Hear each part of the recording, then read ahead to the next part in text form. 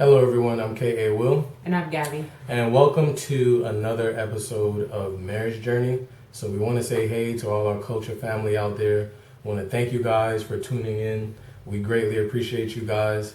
And we're going to get into part 2 of an episode that we called Head of Household. All right, so as you know, on Marriage Journey, this is just our unique take on what's been going on in our marriage. Giving you ideas, hopefully inspiring you guys. What we really want is for these episodes, these videos, to inspire conversation in your marriage, inspire conversation in your relationships, changing the culture within your home. Because as you know, we believe that each of us, each couple, each person can create their own culture within their household. So right now we're going to get into Head of Household Part 2. And we're not going to really do a recap per se, so we really highly advise you to just watch this first part of Head of Household, which is the episode right before this one. Let's get into it. So let's start with some things that we didn't talk about last time. Okay. I think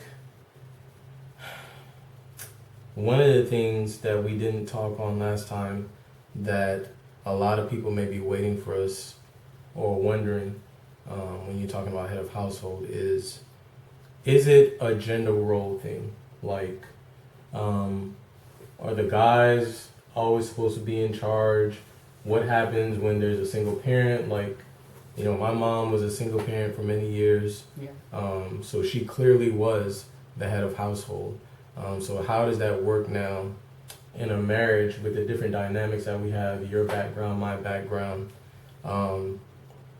So what do you think on that? What's your take on the gender roles when it comes to head of household? Or is that even a thing? Should it be a thing? Right. That was a heavy question to start off with. Yeah, I know. It was. Man, I don't have a definition. How do you do? I guess traditionally men were considered head of household, and maybe from a biblical standpoint you could say that too, because the Lord talks about how the man leads. Mm-hmm. So I am not like speaking from as a millennial saying it only has to be men. but traditionally, yes, men. But I understand like everybody's different. People run their households differently. Sometimes the women are the head of the household, they get stuff done. The men just bring the money or whatever contribution to her so that she can lead the whole household. So I've seen examples of both. So I don't think it has to be only men who are head of household, but that definitely should be a discussion within the relationship. Yes. If you believe that there needs to be a head of household, because maybe some people think, all right, no one's leading, we lead together. So. Yeah. No, I think definitely the last thing you just said, it has to be a discussion. Yeah. There has to be a discussion within your household. Is it the wife that's going to lead, the husband going to lead, or what does that even look like? What does leadership look like to each of you? Right. Because leadership to me may look totally different from what leadership looks like to you as far as head of household. Right. And I guess that is one area that I will bring back up that I mentioned the last episode. Excuse me. I really don't have like a clear cut, cookie cutter, ideal ideal thing. Maybe I can say ideal, but I don't know what that fully looks like for me and for us. Okay. So if somebody really asks me, okay, if Kareem is head of household, what is ideal? What does that look like? Mm-hmm. And to be quite honest with you, especially since, like I said, the year we had last year, it was just rough. Yeah. When I think about the experience we've had for these 8 years, I can't say there's a sure way or yeah. So it has to be a conversation. You have to express to your spouse what it means to you. They have to express to you what it means to them.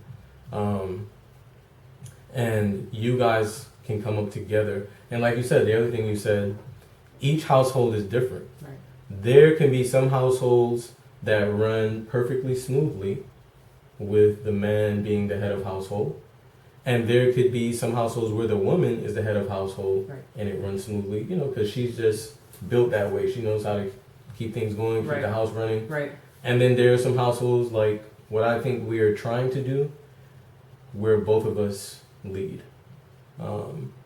Like I know we said it's me, but like I said, I'm like, what does that really look like, clear cut and ideal?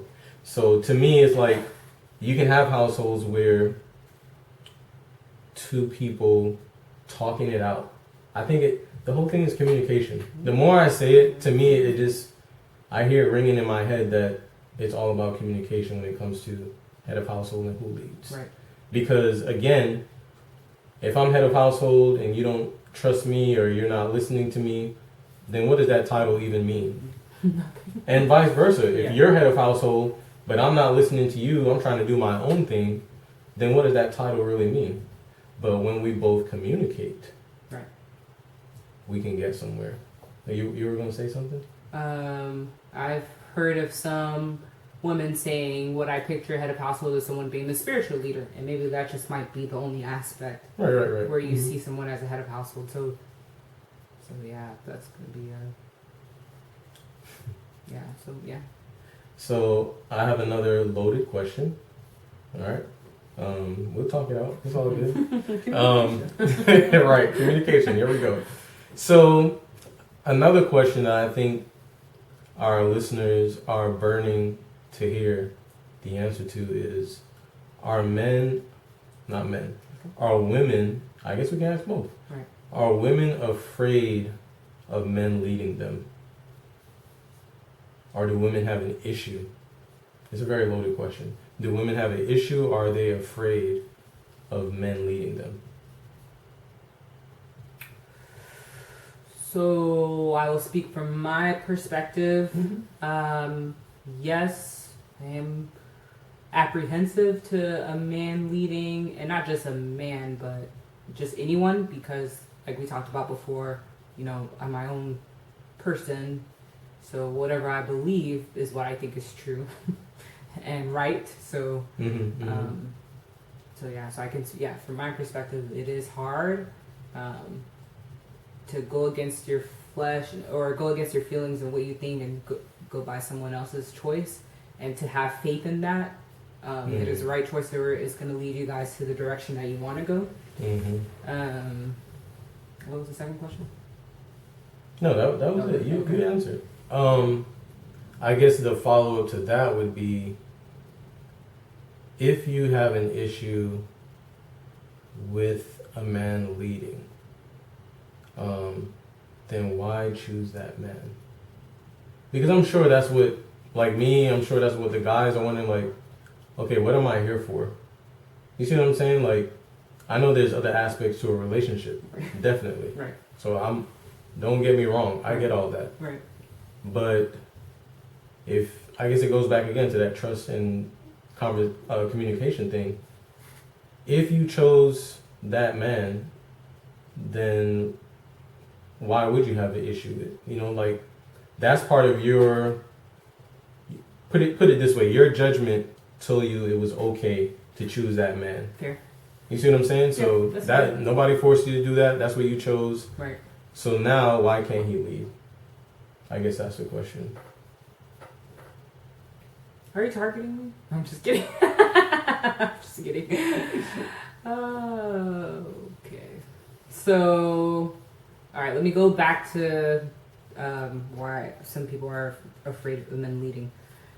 I've heard too many examples Right. of men mistreating women, and seen too many examples Right. that, like, they're human too. So Right. they're gonna make mistakes. Well, Right. let me just do my thing. So that's to add to the reason for lack of trust. Not necessarily mistrust, but lack of trust or distrust. I did that so I would forget your question. And clearly it worked because you don't even remember my question. But no, I was just saying. So why choose? Yeah. Yeah, so, you picked him. Go ahead. For me, Mm-hmm. trust is just so fragile. Mm. And it takes a lot out of me to be able to trust, right? And just because it's not 100% trust doesn't mean it's not trust. Does that make sense? That probably doesn't make sense. It has to be 100, right? I'm still trying to be with you. I'm here. I know. So, yeah, you trust them in other aspects, but some things you hold close to you. You're like, we disagree in this, and I'm just gonna keep what I. Okay, so let me say this: is what I hear you saying that maybe it takes more time, because you're saying some things you hold closely is like trust is a hard thing. So it sounds like you have to build that trust with him, and the only way you build that trust is over time. Fair. All right. Right. But So then the is next that question what- is. Next question: Do you have to be 100? Do you have to trust somebody 100% before getting married? I mean. Okay, let's go there. I completely see. We that's a good question. Too many questions. No. I'm just saying for the conversation, we have heard that before where people ask, well, if you don't trust this person 100%, then y'all don't need to get married. I do not agree with that. I don't. I know, but then 100%. I think. Let me tell you why. Let me finish. Let me tell you why. The reason I don't agree with that is because even after you get married, you still realize there's some things that you're not fully comfortable, how can I put it, expressing to that person or releasing, making that person aware of the things that's going on with you. Yeah. I don't agree with that. People say 100%, and then later on you still find out there was something they weren't 100% with you. And they may have done it on purpose or they may have done it unknowingly, like they weren't thinking about it. Right. But still, that still means it's not 100%. In my book. That's just me. I feel like, isn't there a saying that 99% of trust is no trust at all or something like that? But I agree with you because when I think of our years together, yeah, it took time to, how do you give 100% of you the first time you meet someone? Or 3 years in, or 5 years in, or 10 years in, over time. But you say that you are worth me investing the time and the connection to be able to give everything. That makes sense? All right, so a little side note. No, stay on that. A little side note. I forgot to announce this is our 10th episode. Oh, I'm so excited. To know that we made it 10 episodes in. I'm excited, and I pray and hope that our culture family will just stay with us, share these videos, subscribe to our channel, you know what I'm saying? Leave comments, do all those things. But let me go back to the question about that 100%, right? Watch me going back into it now. If that were truly a thing, we would not be having this conversation.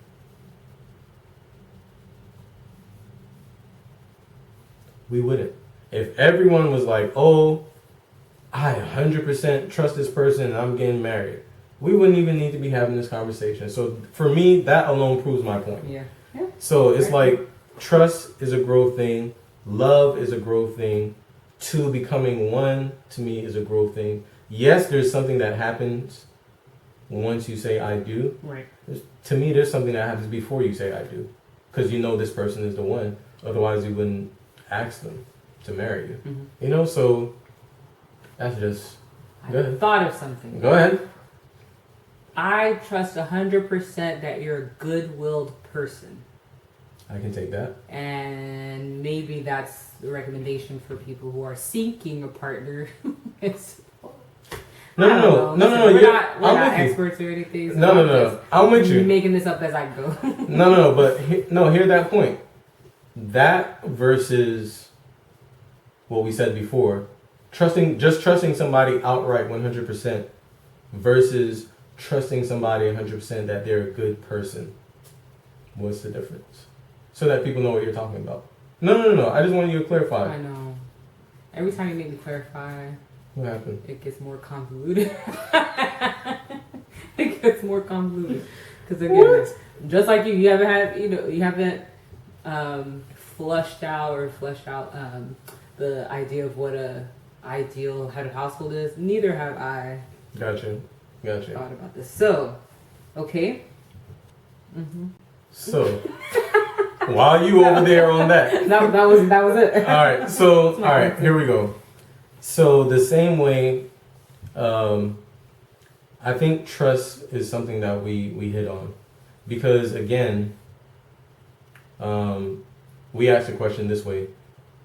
Are women afraid of a man leading? Right? So now if I ask it the other way, are men afraid of women leading? I'm not going to sit here and say no. Because I know for sure, like we deal with it in politics, we deal with it in schools, at churches, jobs, hierarchy stuff, where men are just, they don't want women to lead. So we all know that's true. Now when it comes to head of household, I can't speak for anybody else. Right. I can speak for me, like how we said before. I know I have a dominant personality. Right. So clearly for me, it would be a struggle and hard for me to just say, Gabby's leading 100% as head of household. That would be a struggle, clearly. However, it goes back to my secondary question. If you chose that person as your person, then maybe the issue is trust. Because I feel as though we just keep arriving back at trust. So it's showing that trust is just a really important part of relationship, marriage, head of household, leadership. Trust is a very important thing. And I think that's why we have that in those other institutions that I talked about, the hierarchy of, you got CEO, senior vice president, vice president, all these different levels. Because now those people are more responsible for certain things and they're trusted in that capacity. So it's like that opens another thing, like responsibility. We both know that, okay, say something goes down in our family right now. I guess that's a good way to look for that ideal too. What? If something bad happens or we have to make a decision that is detrimental to us, say something out of the blue, nothing that we did. Right. Who's responsible for those decisions or what's about to happen? Right.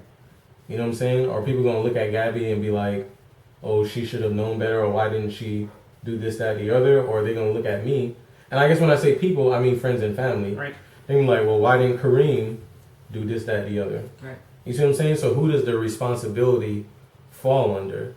So it's like, if we say we want to be head of household, do we also want the responsibility that comes with the weight of if something bad happens or making a crucial decision that affects everyone, Right. Be it finances, be it the household, food, job, school, anything, trauma, counseling.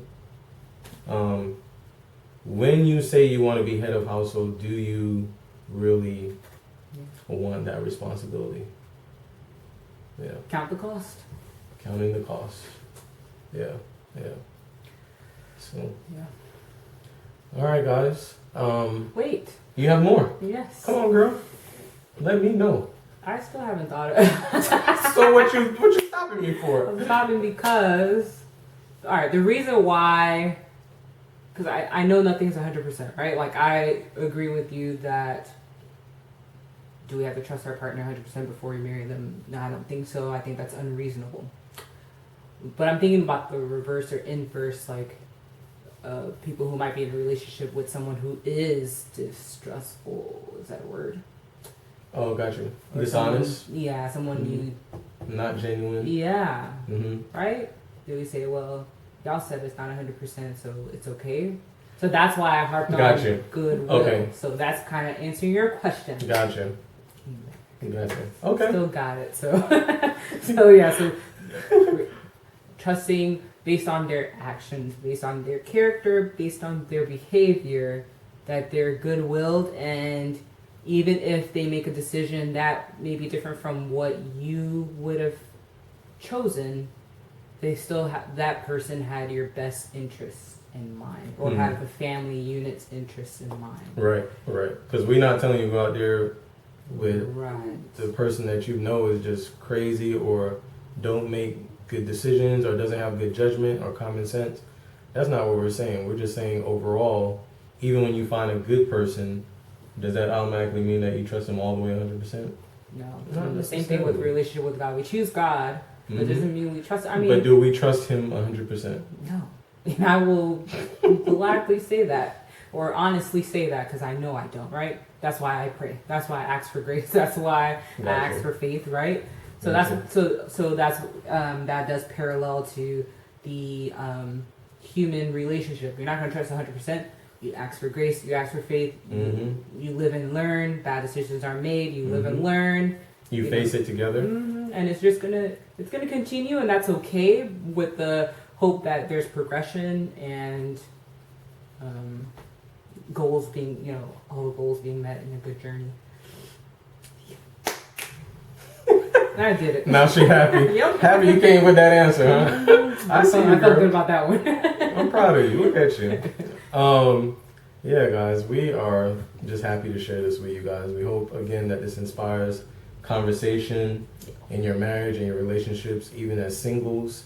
You can recommend this to watch and to listen and get ideas before you get married. But yeah, head of household. Thank you, Culture Family, for joining us on another episode of Marriage Journey. And thank you for celebrating our 10th episode. Come on now. Later, guys.